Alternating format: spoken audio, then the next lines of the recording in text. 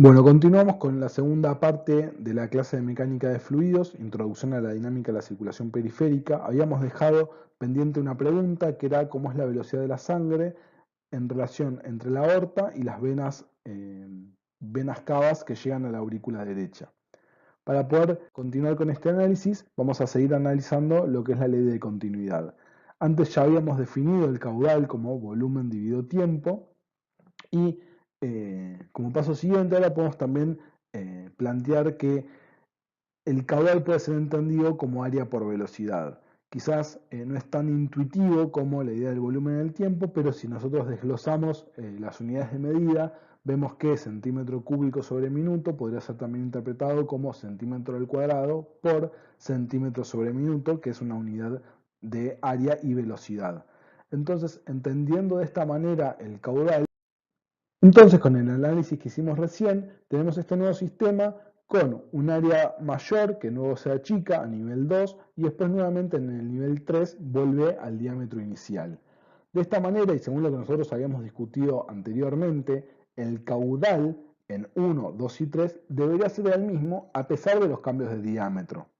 ¿Sí? Si uno no tiene ni fuentes ni sumideros, la densidad del líquido o del fluido no se modifica, nosotros podemos asegurar, tener la certeza, a pesar de que pueda llegar a resultar a veces antiintuitivo, el caudal necesariamente va a ser el mismo.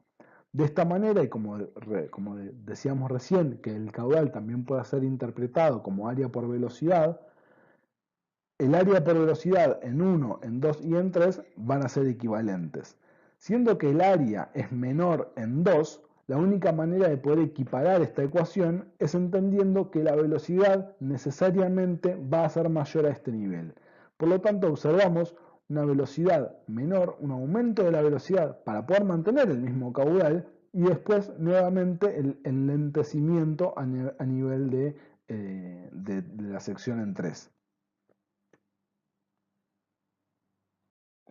Habiendo ya discutido que la velocidad del fluido va a depender para un caudal determinado del área de sección, del diámetro del tubo, del vaso por el cual se encuentre fluyendo, vamos a analizar cómo es la geometría de los vasos en la fisiología cardiovascular. Tenemos la aorta como uno de los vasos principales de mayor calibre que va a ir dando sus ramas y estas a su vez sus ramas. Siempre que de un tronco se generan ramas, la suma del área de sección transversal de las ramas será mayor que el área de sección del tronco original. Bien, de esta manera, la aorta, por el caso, va a ser la que tiene mayor calibre. Sin embargo, se va a bifurcar en ramas en paralelo que van a distribuir su caudal y sumando las áreas de sección transversal de estas nuevas arterias, van a tener un calibre todavía mayor al de la aorta. Individualmente tienen menor radio, pero en manera conjunta cada vez voy teniendo un área de sección transversal mayor, llegando al punto máximo a nivel capilar. Esto es lo que está en este diagrama, donde dice área total en centímetros cuadrados, que empieza en la aorta, grandes arterias, y así va bajando hasta los capilares.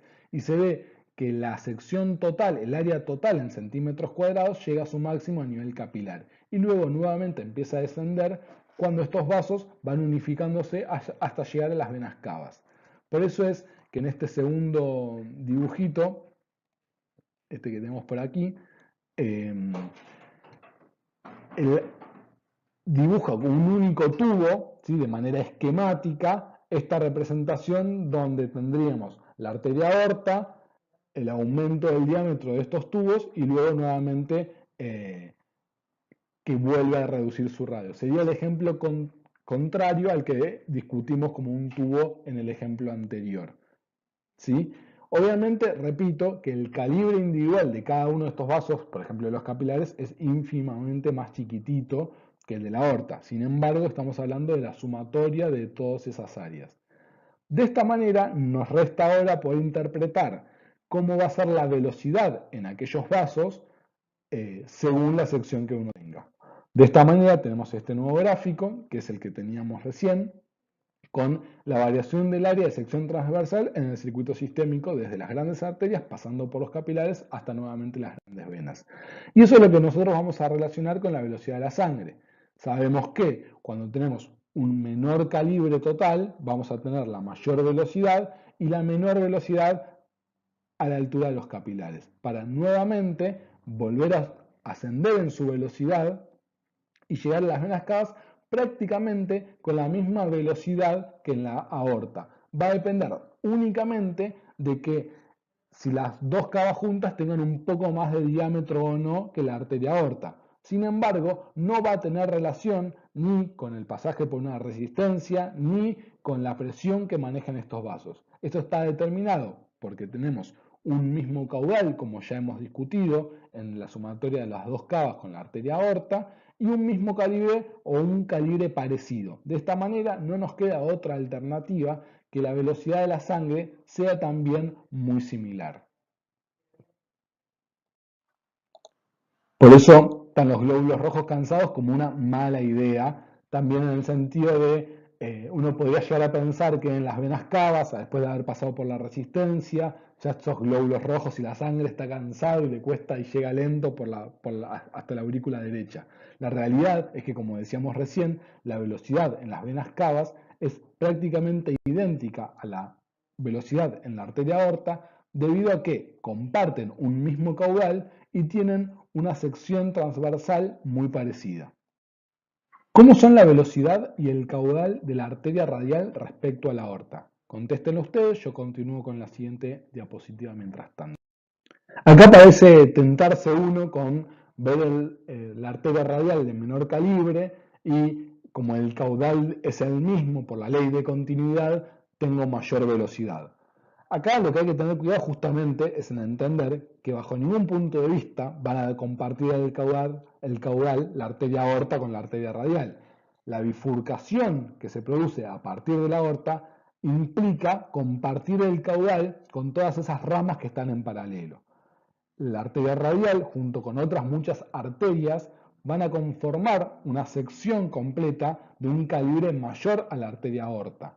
Cada una de esas arterias va a tener entre todas el mismo caudal que la arteria aorta, cada una obviamente un caudal menor, pero entre todas un área de sección mayor. Por lo tanto, si nosotros consideramos solamente la arteria radial, lo que podemos decir es, por tener mucho menos caudal que la aorta, a pesar de ser más chico, igual tiene menor velocidad. Y podemos estar seguros que tiene menor velocidad porque comparte un área de sección transversa mayor a la de la arteria aorta. ¿La ley de continuidad se cumple para fluidos reales? Contéstenla ustedes. Nosotros venimos un poco discutiendo. La realidad también es que no ha sido necesario hacer ninguna disquisición sobre fluidos reales o ideales, meter la viscosidad, que es algo que todavía nosotros no discutimos, para poder hablar de la ley de continuidad. Esto justamente nos da la pauta de que no es necesario hacer esta disquisición porque la ley de continuidad se cumple para fluidos reales sin ningún inconveniente. La pregunta está porque a veces a algunos alumnos le da la duda. Piénsenlo tranquilos, no hay motivos para discutir mucho más al respecto, solamente el llamado de atención de que claramente es también para fluidos reales. Acá sí quedan formalmente presentados Bernoulli y Poiseuille, ideales versus reales. Aprovecho para, quizás debería haberlo dicho antes, está subido también a CITEP y en YouTube un video, es un seminario grabado por Osvaldo Chávez, un docente de la cátedra, que tiene un seminario grabado sobre estos temas, da también mucho aporte más allá de lo fisiológico, de lo físico, un poco de color histórico también. Les recomiendo fuertemente que puedan ver ese video, que les va a servir y mucho para la clase y para la vida también. Bien, nosotros con estos modelos, como venimos hablando desde el principio de la clase, tenemos que también plantearnos para qué nos sirve. Por ejemplo, el modelo de un líquido ideal, que sabemos que no existe un fluido ideal, que encima nosotros que trabajamos con sangre, que está muy lejos de ser un fluido ideal, ¿por qué vamos a estar estudiando estas cosas si ya de cuajo deberíamos eliminarlo? La realidad es que hay muchas situaciones en las que nosotros lo podemos utilizar.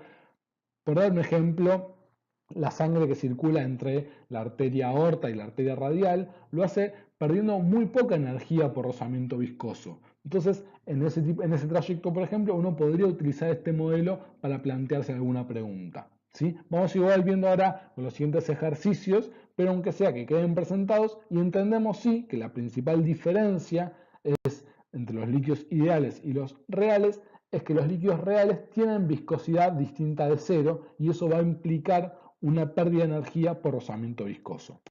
Principio de Bernoulli. Vamos entonces a hablar de los fluidos ideales. Los definimos recién como aquellos que tienen una viscosidad igual a cero, es decir, que no van a tener pérdida de energía por rozamiento viscoso al fluir. Obviamente estos líquidos no existen, pero sin embargo tenemos oportunidades que nos pueden resultar útil para el análisis de la fisiología cardiovascular. Lo que interpreta básicamente es la energía vinculada a un líquido en movimiento, ¿sí? Hay que hacer hincapié en la transformación de esas formas de energías a lo largo de la circulación y tenemos tres componentes principales. Uno de ellos es básicamente, que lo vamos a ver a medir en los ejercicios con un tubo lateral, con un tubo de Venturi, que tiene que ver con la presión, ¿sí? Otro componente respecto a la velocidad, que está interpretado como la energía cinética, y uno en relación con, que se llama energía potencial gravitatoria, que es en relación a la altura que ocupa respecto al centro de la Tierra. Cuanto más elevado se encuentre, más energía potencial gravitatoria. Cuanto más rápido vaya, más energía cinética. Ahora a continuación aparecen igual, les pongo las ecuaciones.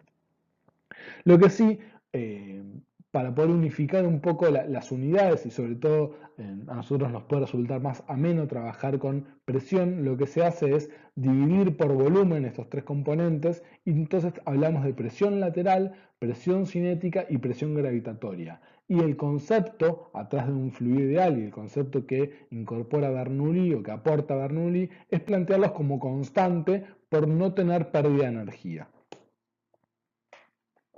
Como les prometí recién, acá está la ecuación, si bien obviamente la van a encontrar en cualquier libro, lo que sería la energía, como va a estar acá como presión lateral, la energía cinética transformado a un medio por la densidad por la velocidad al cuadrado, es el componente de presión cinética, y ojo con este término que es densidad por gravedad por altura, que es lo que va a estar en relación con la presión con la presión gravitatoria.